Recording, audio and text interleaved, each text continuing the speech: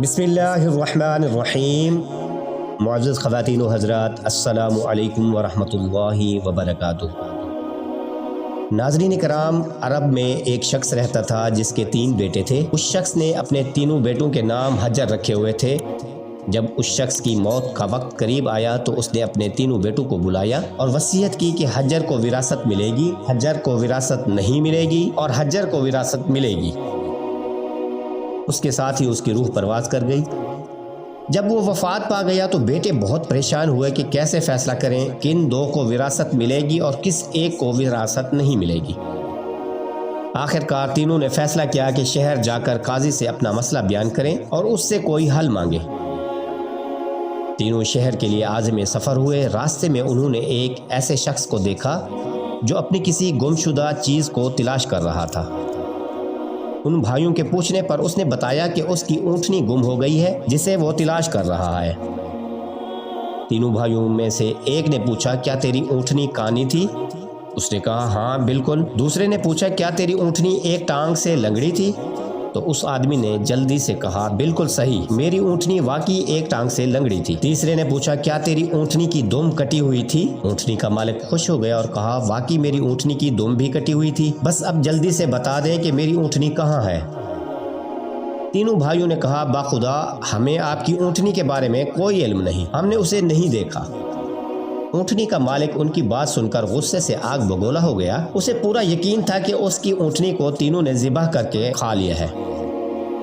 اس نے ان تینوں بھائیوں کو کہا، اونٹنی کے بارے میں صحیح بتاؤ ورنہ قاضی کے پاس چلو۔ انہوں نے کہا، ہم خود قاضی کے پاس جا رہے ہیں، چلو ہمارے ساتھ۔ جب یہ چاروں قاضی کے پاس پہنچے تو اونٹنی والے نے قاضی سے اپنا قصہ بیان کیا۔ قاضی نے ان تینوں سے کہا، جس طرح تم نے اونٹنی کی نشانیاں بتائی ہیں، اس سے پتہ چلتا ہے کہ اونٹنی تم تینوں کے پاس ہے۔ پہلے نے کہا، جناب عالی، ہم نے اونٹنی تو نہیں دیکھی مگر اونٹنی کے آثار ضرور دیکھے ہیں۔ جب میں نے اس سے کہا کہ تیری اونٹنی ایک آنکھ سے کانی ہے تو میں نے دیکھا راستے کے ایک طرف کا گھاس تو خوب چرا ہوا تھا مگر دوسری طرف کا ویسے ہی موجود تھا، اس لیے میں نے سوچا اونٹنی ایک آنکھ سے کانی ہوگی۔ دوسرے نے کہا، راستے میں 3 قدم تو گہرے تھے جبکہ چوتھے قدم کا معمولی نشان تھا جس کا مطلب تھا کہ جانور لنگڑا ہے۔ تیسرے بھائی نے کہا، اونٹ جب گوبر گراتے ہیں تو دم سے ادھر ادھر بکھیرتے رہتے ہیں، جبکہ ہم جس راستے سے آئے ہیں گوبر ایک ہی لین میں سیدھا گرا ہوا تھا، جس کا مطلب تھا کہ اونٹنی کی دم کٹی ہوئی ہے۔ قاضی نے تینوں بھائیوں کی بات سن کر اس آدمی سے کہا، تم اپنی اونٹنی تلاش کرو، ان کے پاس نہیں ہے۔ اس شخص کے جانے کے بعد تینوں بھائیوں نے قاضی کو اپنے آنے کی وجہ بتائی تو قاضی نے ان تینوں سے کہا، تم آج رات مہمان خانے میں ٹھہرو، میں کل تمہیں سوچ کر کوئی حل بتاؤں گا۔ یہ تینوں مہمان خانے میں جا کر ٹھہرے تو انہوں نے محسوس کیا کہ ان کی نگرانی کی جا رہی ہے۔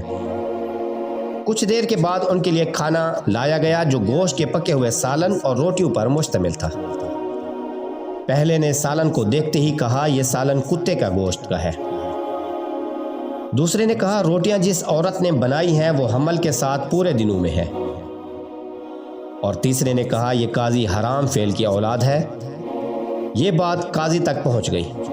اس نے تینوں کو عدالت طلب کیا اور پوچھا، تم میں سے کس نے کہا یہ گوشت کتے کا ہے؟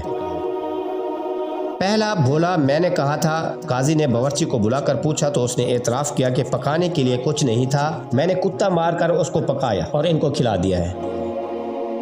قاضی نے پہلے سے پوچھا، تمہیں کیسے معلوم ہوا کہ گوشت کتے کا ہے؟ تو اس نے بتایا کہ گائے بکری وغیرہ کے گوشت کے نیچے چربی لگی ہوتی ہے، جبکہ یہ سارا چربی نما تھا اور تھوڑا سا گوشت نیچے لگا ہوا تھا۔ قاضی نے کہا، تم وہ پہلے حجر ہو جس کو اپنے باپ کے مال سے وراثت ملے گی۔ قاضی نے پھر پوچھا، کس نے کہا یہ روٹیاں ایسی عورت نے پکائی ہیں جو 9 ماہ کی حاملہ ہے؟ دوسرے نے کہا، میں ہوں جس نے یہ کہا تھا۔ قاضی نے پوچھا، تمہیں کیسے معلوم ہوا؟ اس نے کہا، میں نے دیکھا روٹیاں ایک طرف سے پھولی ہوئی اور خوب پکی ہوئی تھی اور دوسری طرف سے کچی اور موٹی رہ گئی تھی۔ میں نے اخذ کیا کہ روٹیاں بنانے والی خاتون تکلیف کی وجہ سے زیادہ نہیں جھک رہی تھی، اس کا مطلب عورت حاملہ ہے۔ قاضی نے کہا، تم دوسرے حجر ہو جسے وراثت میں حصہ ملے گا۔ پھر قاضی نے کہا، تم تینوں میں سے کس نے کہا تھا کہ میں ولد الحرام ہوں؟ تیسرے نے کہا، میں نے۔ قاضی نے اپنی ماں سے تصدیق کی تو اس نے کہا واقعی تم حرام کے ہو۔ قاضی نے تیسرے سے پوچھا تمہیں کیسے معلوم ہوا کہ میں حرامی ہوں؟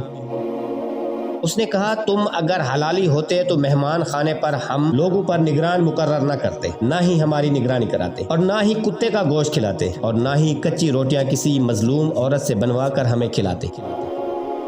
قاضی نے کہا تم وہ حجر ہو جسے باپ کی وراثت نہیں ملے گی۔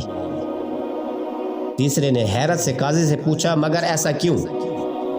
قاضی نے کہا کیونکہ ایک ولد الحرام ہی دوسرے ولد الحرام کو ٹھیک ٹھیک پہچان سکتا ہے۔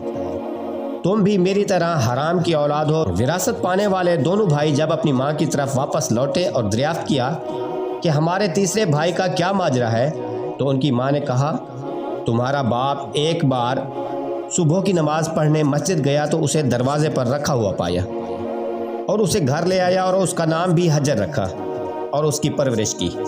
وہ تمہارا سگا بھائی نہیں تھا۔ اس طرح قاضی کی کہی ہوئی بات سچ ثابت ہوئی۔ یہ واقعہ عربی ادب سے ماخوذ ہے۔ اللہ کریم ہمیں نیک عمل کرنے کی توفیق عطا فرمائے، آمین۔